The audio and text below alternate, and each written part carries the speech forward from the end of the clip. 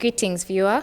Welcome to Caritas Focus. My name is Flavia Kunihira, your host, and today we discuss the topic of climate change in transition to clean energy.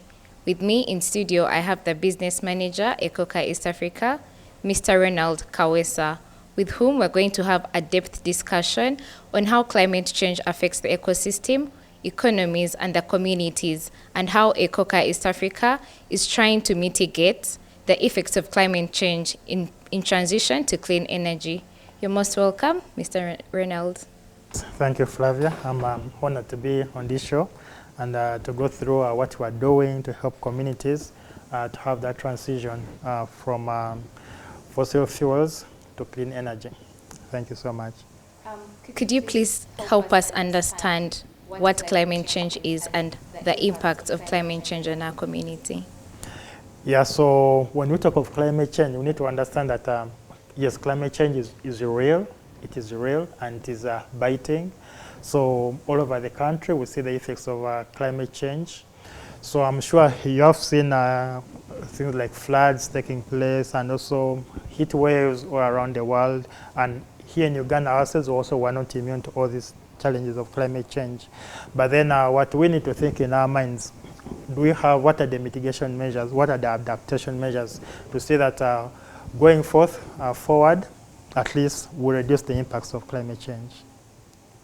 Thank you very much. We would want to understand what is the concept of affordable and clean energy, and how does ECOCA define affordable and clean energy? Very good. So in that submission, you mentioned two things. There's clean energy and there's also being affordable. So when you talk of clean energy, I'll give you like the baseline. So the baseline is firewood. The baseline is firewood. So basically when you burn firewood, you're basically generating things like smoke, you're generating carbon dioxide, what we call in our time as greenhouse gas emissions, and also you're generating soot. So that is, we call it a dirty energy. So now you think of clean energy. So with clean energy, in a layman's language, we're trying to do away with smoke, reduce emissions, and also exposure to toxins that result from burning fossil fuels. So what comes to our mind, is it affordable to transition away from fossil fuels from biomass to clean energy? So what comes at the back of your mind that are there technologies that can help us to have that transition? And are these technologies affordable? Are they really accessible? Can they achieve the desired result of reducing on emissions?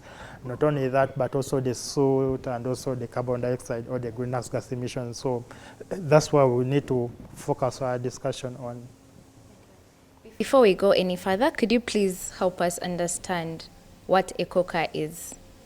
Where does it originate from, and what is its main goal in coming to play against climate change? So ECOCA East Africa came from the background of a refugee settlement. When you look at the refugee settlement and the kind of environmental degradation that had happened there, so international partners came together to think of how can we come up with mitigation measures to reduce the levels of deforestation. So we sat on board to come up with an innovation that could help us reduce on the use of firewood in these refugee settlements, because there arose conflicts between the host communities but also and the locals. So both of them were striving for the natural resources, and that is the forests. So we have to sit on the drawing board and come up with what is the alternative. And that's why we started designing a solar system that we codename the ECOCA. So ECOCA itself is the technology. It's a solar technology whereby we're harnessing the energy from the sun and directing this into energy for cooking. So ECOCA itself is basically electronic cooking, so to say. Yes. Thank you very much, Mr. Ronald. From my understanding, ECOCA has a partnership with Caritas Uganda. Yes. How has ECOCA been able to make sure that its technologies are implemented within the communities that Caritas Uganda operates?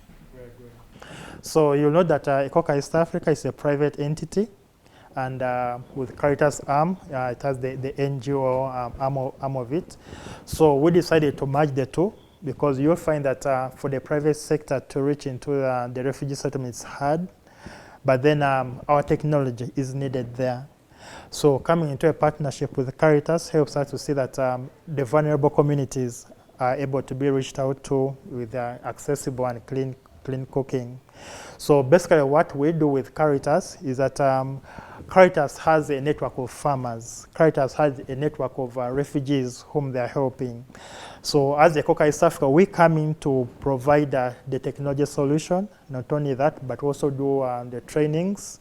We also do after-sales services, and also we design together with Caritas accessible business models for refugees so that they can transition away from using firewood for cooking and the transition to cleaner cooking fuels.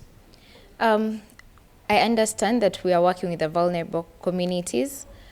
How are they able to afford the Ecoca systems? Are they for free? Are they at a cost? How do they come to be able to afford them, to use them in their homesteads? So you'll understand that the Ecoca itself, this is a solar system or a solar kit that has a panel, that has batteries, and also that has cooking utensils and lights. So the upfront cost for a solar system is a bit high, but then in the long run, it is cheaper. But then is it affordable for a refugee? Because remember, refugees, these are people who are not in formal employment. So our synergy with Caritas comes in hand, whereby Caritas helps to subsidize the cost of the product by over 70%. So the refugee pays 30%, and Caritas covers the remaining 70%. So in that way, the system becomes more affordable, not only to the refugees, but also to the host communities. So this synergy comes in handy because it reduces on the upfront cost of the product. Okay. I would want to understand, you're talking about a solar system. It contains the lights, it contains the cooking system. Yes. How long do these lights take in a homestead, like the lighting capacity? But then how is it any different for a person who has a family of about 8 to 10 people to use that solar system? What is the cooking time of the food as compared to firewood? That would be faster. So you understand that the Ecoca were designed for a refugee household of between 5 to 7 individuals. So it comes with 2 cooking pots, whereby in one saucepan they're able to prepare their food, and in the other saucepan they're able to prepare the sauce. And also it comes with 3 lights. So this light, we can put either one light in the bedroom, one in the sitting room, maybe one in the kitchen. And these lights can run from evening, maybe from 6 p.m. They can run through up to morning time. So a refugee household is able to have energy for lighting for the children who come back from school, and then they're able to do their homework, but then even at night, you're able to do the cooking at night. So it has inbuilt batteries. So we have high-grade batteries that we use, whereby during the day, the system relies mainly on energy that is harvested from the sun to do the cooking. And then in the night, these batteries are able to give you enough power to do all the cooking throughout the night. So it was customarily designed for 5 to 7 people, and designed to provide energy to prepare 3 meals in a day. So you can prepare your breakfast, you can prepare your lunch, and you can prepare dinner on the Ecoca system. Okay. In your partnership with Caritas Uganda, how has it been easy for the vulnerable communities to accept this technology, and what would be the transition rate of mindset from using firewood that they easily access, I could say, to having to use the Ecoca solar system? So knowing that this is a new technology, so there comes behavior change. So what we decided to do is to first come up with a pilot to see, is it really accessible? Will people be willing to use the system? So we started out with a pilot of 50 units, whereby these were first distributed for free to 50 individuals within the communities, and then to test how feasible is it in terms of usability, in terms of installation, and also in terms of behavior change and the different foods that are prepared. Because here, people are known to cook using charcoal or firewood, but then here, you are telling them now you're going to be cooking using solar. So you cannot just bring a technology and then dump it on the people, because this is new. So the pilot helps us to see and also to make modifications in the system. For example, when we first designed the Ikoka, it was able to prepare posho, it was able to prepare their grains, but then it failed to prepare their beans. So we got that feedback, and then we had to go back on the drawing board, and then we designed version 2 of the system. And now version 2 of the system is able to prepare beans, can prepare meat, can prepare posho, can prepare all these kind of meals without losing battery power. So you see, so that's why in any case that a new technology is being introduced, a pilot is very, very essential. So when the locals saw that, okay, the system is working fine, we had to make this to be a people technology. And here we want to employ the youth, the refugees. So these are the ones who are doing assembling of the product, they're engaging to the marketing of the product, they're engaging to the after-sales services of the product. So as the Coca East Africa, we sit behind, and then we just offer the training to them, and then they're able to take up the technology amongst themselves. So they sell the product, they train each other, they install the system, and also on our side, we want to support them in minor trainings.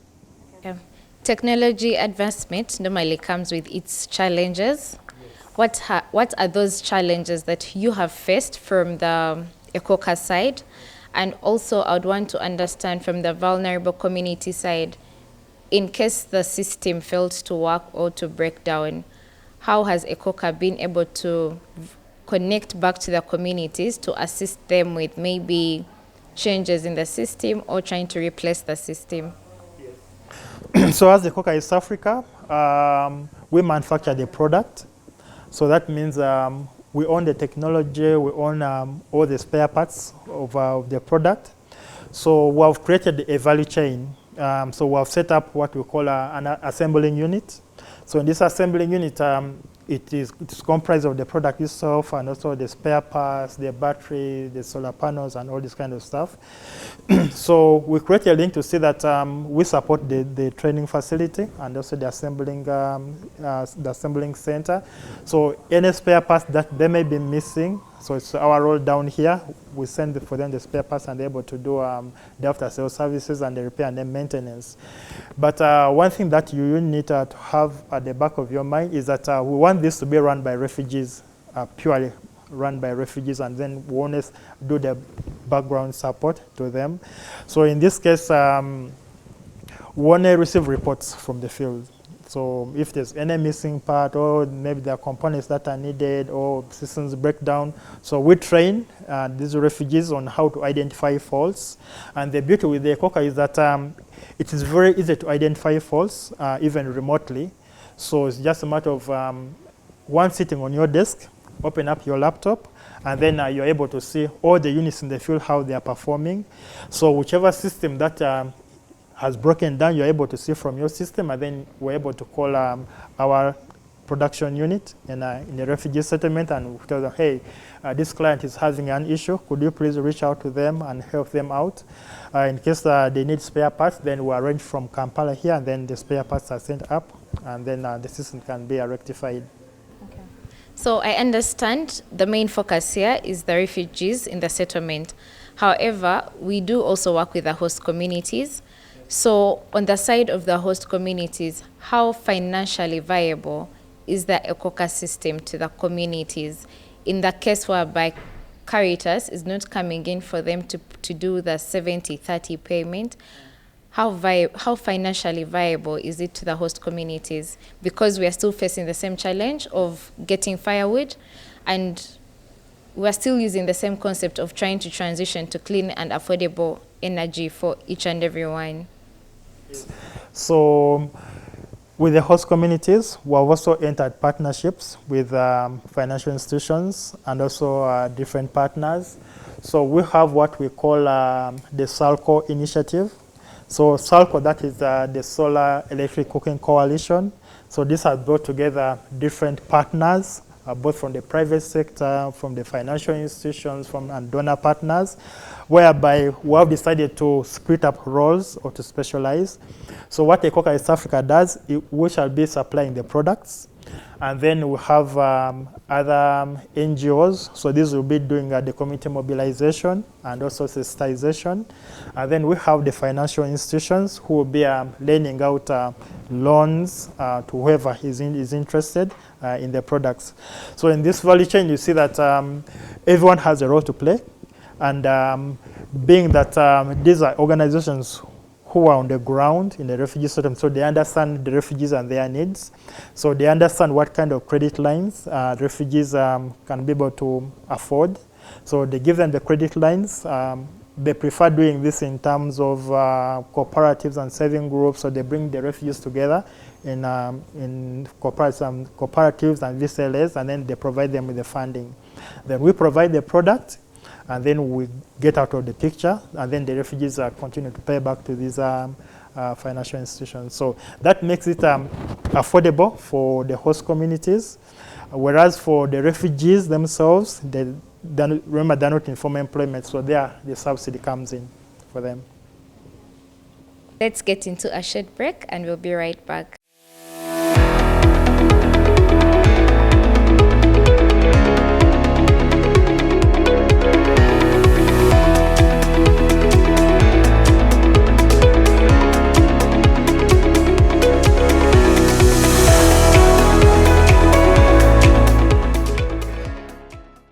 Welcome back from the break. We are still discussing the topic of climate change and the transition to clean and affordable energy within our communities.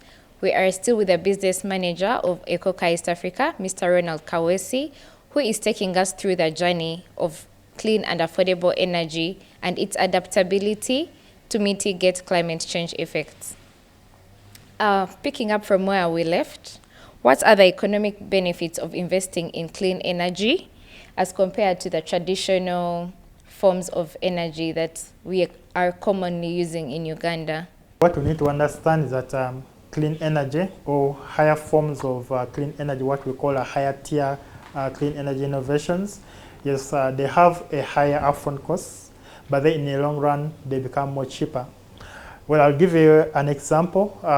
When you are cooking using charcoal, or when you start from the charcoal value chain, you will note that for one sack of charcoal, that's around 70 kilograms, you basically require around 200 kilograms of wood to prepare just a single sack of charcoal. So those are many trees to prepare just a small sack of charcoal. So what that translates into when the charcoal reaches your home is that a sack of charcoal on a daily basis or on a monthly basis, you are basically spending between 120 to 160,000 for a bag of charcoal. So investing in clean cooking technologies like the ECOCA system is 2.5 million shillings, so to say, like on the open market. So now you'll think of, okay, 2.5, well, that is a bit high, but then within 1 year, you have exhausted the price of the ECOCA. And from the second year, all throughout, you're not spending any cost on our energy. Whereas the person who is cooking with firewood, every monthly, on a monthly basis, they're spending on charcoal.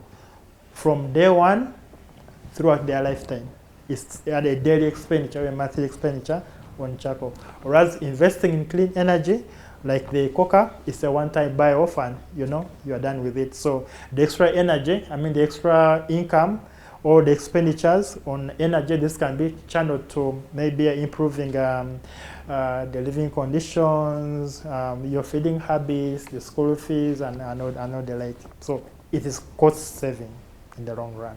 Okay. So we have been talking about clean and affordable energy. What are some of the examples of clean and affordable energy that we are promoting within our communities? Very good. So I will start from the government side, because government is trying to do a lot to promote clean cooking, and they are starting with the urban centers, and then they scale off to the rural settings. So in the urban centers, government is trying as much as possible to encourage people to cook using electricity, because electricity nowadays is becoming cheaper, and it's the most clean fuel that we have so far globally. So with cooking with electricity, the government is encouraging urban users to cook using what we call the EPCs. So EPCs, these are electric pressure cookers. They use very little power or energy in cooking, and they cook in a very short period of time, and they are cheaper compared to using charcoal and fire for cooking. But then on the other hand, not everyone will be able to afford the electricity. So also government is also promoting the use of gas. So you have also heard of campaigns whereby government has gone ahead to peri-urban centers like the Kisenyis and the like, promoting the use of gas for cooking. Of course, people have a fear of using gas for cooking, but then we should erase those fears. Nowadays, gas is very safe to use. It is clean, and it's also efficient in its use. There's also the use of using ethanol. So ethanol, this is a byproduct of crop residues. So ethanol is also clean in its cooking, so it doesn't emit smoke. It has just reduced emissions, but then it is clean in its use. And also, for most of that is that we're also partnering with government to promote the use of solar for cooking. It's a new technology, and it's picking up. Okay, thank you very much. I would want to understand, how do the social and economic aspects intersect with the adoption of clean and affordable energy in the vulnerable communities? Yes. So in this way, you are looking at the social aspect vis-a-vis the environmental aspect, and how the two are coming together, and how like clean cooking is merging these two together. So one thing that you should think of is the energy poverty. When you look at refugee settlements, most of them are left behind, because most of the interventions are found in the urban centers, whereas the effects of climate change are more biting in the refugee settlements, because there you find hardly a tree standing. So how clean cooking comes into play, that I'll give an example with the Ikoka. So refugees are able to transition away from using firewood for cooking. So in this way, they can leave the forest or the tree cover to regenerate. And when the tree cover regenerates, it's stabilizing the climates there. So the refugees are able to leave the trees to grow, but still they have a source of energy for cooking. Not only that, when you think of the dangers associated with looking for firewood, I'll give you a case example in the Bidibidi refugee settlements, whereby we are having higher cases of the girl child facing rape. They are being raped when they go out to look for firewood. But now with the distribution of the ecokas, they no longer need to go to look for firewood. So they harnessing energy from the sun, and they're able to do their cooking. Not only that, but also they're able to harness their education. So girls do not need to drop out of school every day going out to look for firewood, so they were skipping classes. But now they are comfortably at home, knowing that when I go back home, I'll find a meal prepared. Why? Because there's no need to go and look for firewood. There's already an existing energy source. So we are talking of energy poverty, but also improving their education standards. The other thing is we're promoting climate resilience, whereby, like I mentioned earlier, clean cooking helps to see that you're no longer degrading trees. So leave the trees to grow, stabilize the climate, and focus on the clean energy technique that we're providing through the ECOCA. Thank you. What role do international agreements and collaborations play in advancing clean energy policies and technologies? Yeah, actually, that is very, very key. Others, if we don't have international collaborations, because climate change is not like a Ugandan issue. It's not an East African issue. It's a global issue. When we pollute here, the West suffers the consequences. When they pollute in the West, Africa will suffer the consequences. So these international collaborations come in handy to see how do we harness, how do we come together to fight climate change. So this comes into hand in terms of policies, global policies, whereby we're not trying to reduce on our pollution level. So each country through its NDCs has a mark or a target to reduce on our pollution levels. So see that we don't go beyond the 1 degree Celsius in terms of heat levels globally. So these international collaborations also come in handy to see that there's always support from the West to support countries within the sub-Saharan region to be able to finance climate change adaptation measures and also mitigation measures. And when it comes in terms of clean cooking, so I've seen global partners, the World Bank, the NGOs and financial institutions globally to come and pouring a lot of money into the sub-Saharan Africa, because this is where climate change is really biting. And they're helping governments with a lot of financing so that the government can distribute this financing to the private sector through government agencies, whereby clean cooking is not only like left to the global West, but also in the sub-Saharan Africa to see that these technologies are taken up. And when they are taken up, remember we're reducing pollution. When we reduce pollution, we're stabilizing the globe. In the Western countries, they have minimal pollution in terms of cooking, because they are cooking using gas, they are cooking using electricity, which is stable. But then in sub-Saharan Africa, we're mainly depending on biomass for cooking, over 80%. So if we do not have interventions, which come also financially, to reduce on the use of biomass and introduce a clean cooking initiative through cooking with electricity, promoting the use of LPG, promoting the use of solar for cooking, it's really handy that they support us down here. Thank you very much. Speaking of the international policies, Uganda as a country, we do have policies that are in line with the Sustainable Development Goals. Yes.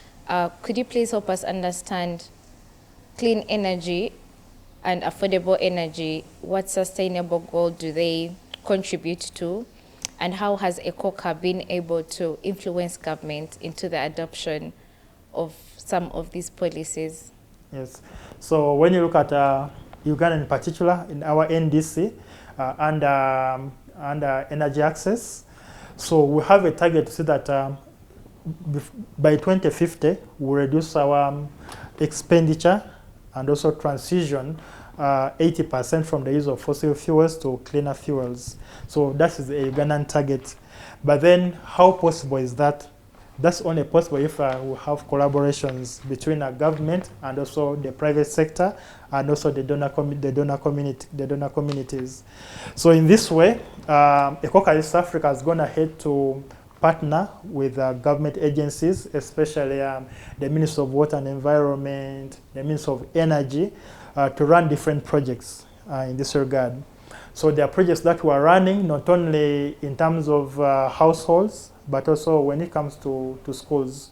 Because most cases schools are left out. We think, okay, schools, they have their money, but then schools consume a lot of firewood as vis-a-vis households.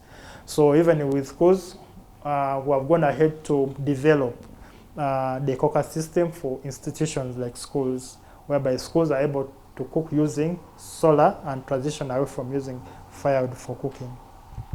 You keep talking about NDCs. Please try and help us understand what are NDCs. Yes. So in a clear man's language, so NDCs, these are national determined contributions.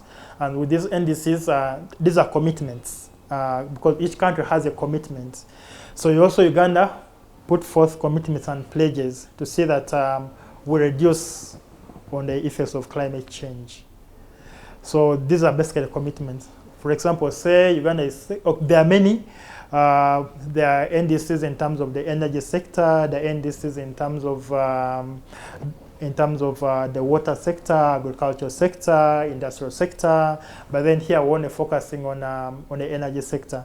So each sector has its own targets to reduce on the pollution levels, so to say.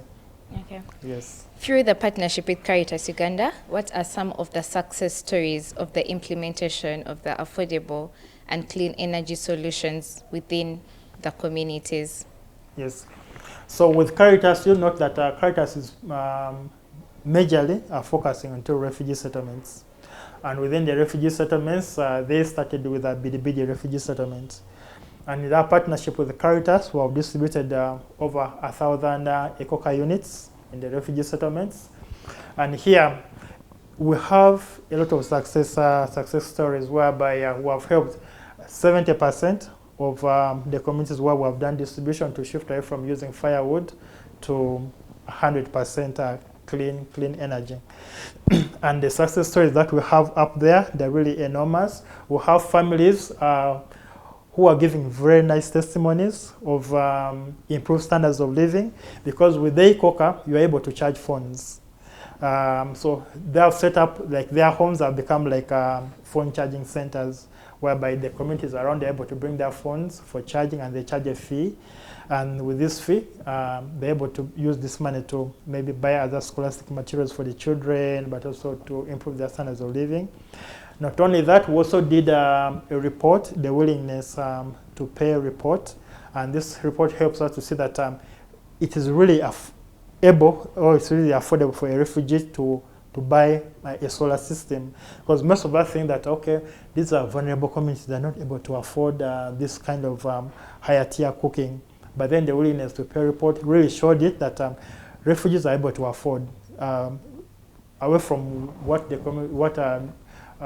nation thinks that this cannot be able to afford. But also, when you think of the health benefits that come with that, this study also showed that there was a drastic improvement in the health benefits from the communities whom we are serving. So we're thinking of improved standards of living. We're thinking of the health benefits, the environmental benefits as well. And the demand is high. So what is limiting us is now the financial and the supply, but the demand is overwhelming in the refugee settlements. Okay, as we come to a conclusion, what do you see as most of the critical priorities that we should consider in accelerating clean energy for a sustainable and cleaner future? Yes, so I'll give three. The first one is creating awareness, because most people do not know that, yes, that there are higher tier cooking technologies that can help us to transition away from biomass. So government has to play a key role in creating awareness, because it is government responsibility to achieve its NDC. So the private sector, the NGO world, these come on board as supporting partners. So awareness is key. A lot of money is still needed for awareness through advertisements, not only within the refugee settlements, but also in the urban centers. So to help people know that, yes, clean cooking technologies are there. So in this, government can partner with the private sector, can partner with the NGO world. For example, we have an organization that brings clean cooking players together. That is UNAC. So UNAC, that is the Uganda National Association Alliance on Clean Cooking. So that brings together private players who are promoting clean energy technologies. So when we partner with such alliances, yes, we can be able to achieve our goal. Then number two is that we need financing. These clean cooking technologies are not cheap. Yes, they're expensive, because you are transitioning from the use of firewood. So what innovation or what technologies are there to transition? These are not free. They come at a cost. So financing from the financial institutions, from the donor partners to supporting this is also key to reduce on the affordability. Thank you very much, Ronald, for sharing this useful knowledge with us concerning climate change mitigation strategies in collaboration with transitioning to clean and affordable energy. My name is Flavia Kunihira, and I'm the host of the Caritas Focus Show. And I would like to remind you that starting from the 5th of May to the 5th of June 2024, Caritas Uganda will be carrying out various activities in commemoration of the World Environment Day. It is through this that we are able to create awareness about how to mitigate the effects of climate change.